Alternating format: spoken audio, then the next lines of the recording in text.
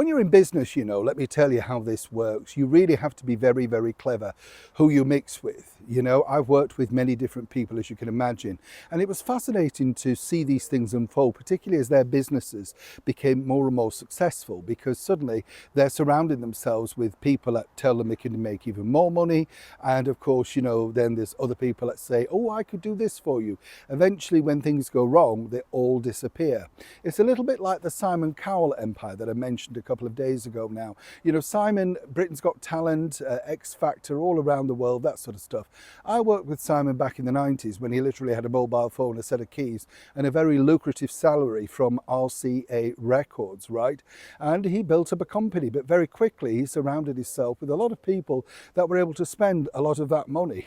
Whichever way you look at it, right, Simon? And this is the problem now engulfing Meghan Markle. Not so much money, but absolutely being rinsed for what she really is, which is a name very loosely associated to the British monarchy, and still, in their eyes, married to a prince, which is useful for just one thing: exploitation. As ever, let me explain. Morning, nice to see you. Thank you so much for joining me today. Nice to have your company. It's true though. I mean, I'm sure it doesn't matter what level of job you're in, people exploit you. It can be the fact that you can be a manager somewhere, a supervisor, and everybody asks you, oh, how did you get on? And then they try and push in. It's human nature. We all want better. But the thing with Meghan Markle is, and this is the bigger picture, is that clearly we know she's no businesswoman, right? She is the worst business person you could possibly meet. Can't get the name right, can't find a CEO that wants to work with her, there's no direction. And this is Meghan's integrity, because she claimed, remember, that she was going to take the helm of As Ever, with Love, Meghan. And then she announced on that video, oh, Netflix called and they said they'd like to go into business with me. I thought about it. Rubbish. Netflix basically are offering a little bit of a steering guide. That's all. There's very little investment in. The investment they've put in is making the program, not with an 80 crew, I might point out as well. That's now been debunked, right, Meghan? But what's fascinating is that, of course, she could still be exploited. But there's two sides to this story which are fascinating. By the time you're now watching this particular podcast, Meghan's latest foray into the business world, could have arrived. I hate that word dropped, don't you? It's either broadcast or arrived. It's ridiculous, these things.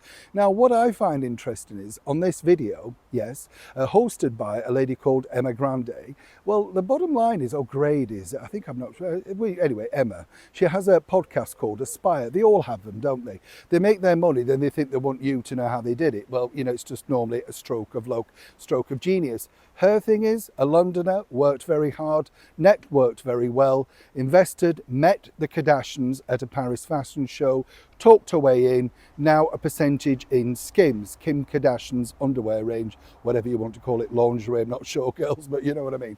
And that's really it. She's done very well for herself. Now she's sitting down with Meghan Markle to talk about her business, which is a farce, because next to Emma, Meghan's achieved nothing. She's sold, 20 pots of jam. That's the gig. But why is she sitting down with her? Well, let me tell you how this works, and this is how this stuff works. Meghan will say, ask me anything, don't worry, ask me anything. About half an hour before the broadcast starts, the PA comes in and says, oh, can we just quickly look through some of the questions, just to be sure, and then suddenly, score out. So this poor person, and as ever, I have to say allegedly, but I'm right, am I not, Emma, that's how that works, right? So suddenly you're left with only the things that Meghan is willing to talk about. Anything you might want to ask, which might make the program exciting, if it doesn't suit the PA or indeed Meghan, then it's out. And that's exactly how this will work. This is why this will be a sort of rubbernecking fest. Everybody will tune in just to see if she drops any stories about the royals, their marriage, their children. That's the gig. Anything else we don't care about, because she's a flop. Emma raises her profile a little bit like Jamie Lynn Kerner, right? Nobody'd ever known of her other than the high now voice that everybody knows. I'd never heard of her, but she's a successful woman, but never heard of her. Meghan, not bright enough, just wants the glare of the spotlight, the microphone, doesn't care really that she's been exploited. And that's why she will remain a failure in business. It's an interesting concept, but I'm not being unkind. She's been exploited. Everybody else will know in the team she is, but Meghan, of course, has now controlled the narrative because the only questions that Emma can ask are the ones that Meghan is agreeing to.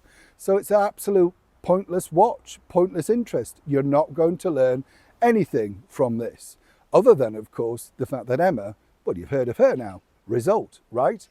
Neil Sean, Kensington, London.